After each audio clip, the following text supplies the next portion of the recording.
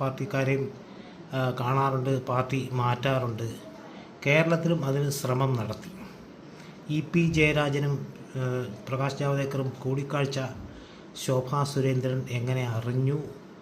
അത് ഇലക്ഷൻ്റെ തലേന്ന് തുറന്നു പറഞ്ഞതെന്തിന്? അത് വിശ്വാസ്യത തകർക്കും BJPയുടെ. അങ്ങനെ ഒരു നിരവധി ആരോപണങ്ങൾ ശോഭയ്ക്കെതിരെ പ്രകാശ് ജാവ്ദേക്കർ പറഞ്ഞു.